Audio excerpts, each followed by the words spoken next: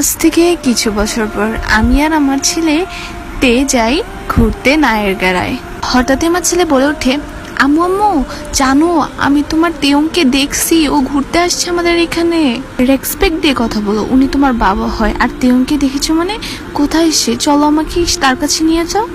এই যে দেখো, ওই যে আমার ড্যাডি একটা মেয়ের সাথে দাঁড়িয়ে আছে। আচ্ছা বাবা, তুমি এখানে দাঁড়ো, আমি কথা বলে আসছি, কেমন? ডাকলে তুমি এসো। এক্সকিউজ মি, শুনছেন? আপনি বিটিএস মেম্বার কিম ট্যাং না? জি আমি তেয়ং। বাট আপনি কে? আপনাকে চিনলাম না যে। আমি আর্মি। কেমন আছো তেয়ং? এখন তো মাঝে মাঝেও তোমাদের দেখতে পাই না, আগে তো তাও পেতাম। এখন যে আপডেট দিচ্ছ না। আর আসলে ফ্যামিলি বেবি নিয়ে বিজি হয়ে গেছি। তো তুমি কেমন আছো? আমি ভালোই আছি। আমিও ভালোই আছি তোমাদের ছাড়া। আচ্ছা, তুমি আমাদের কিভাবে ভুলে যেতে পারলা? তুমি তো বলছো আমাদের ভুল বানানো সব তোমার। আমি প্লিজ প্লিজ দয়া করে ইমোশনাল হইও না, আমি নিজেকে আটকাতে পারবো না, প্লিজ।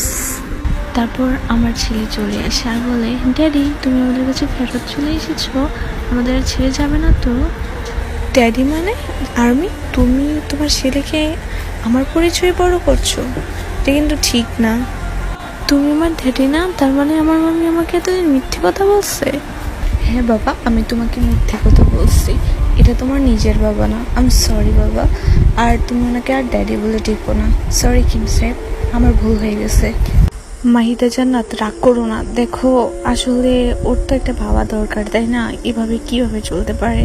মাম্মি চলো আমরা চলে যাই, ড্যাডি পচা, ড্যাডি তোমাকে ছেড়ে চলে গেছে, চলো মাম্মি। না বাবা, এভাবে বলে না, তোমার ড্যাডি কষ্ট পাবে, উনি অনেক ভালো মানুষ, তুমি এভাবে বলো না তোমার ড্যাডিকে। আচ্ছা কিম সাহেব, আমি আসছি। আমিও আসছি মাহিদা। আর বেটা, তুমি কিছু মনে করো না, ঠিক আছে? এটাই বাস্তব, আমি তোমার বাবা নই।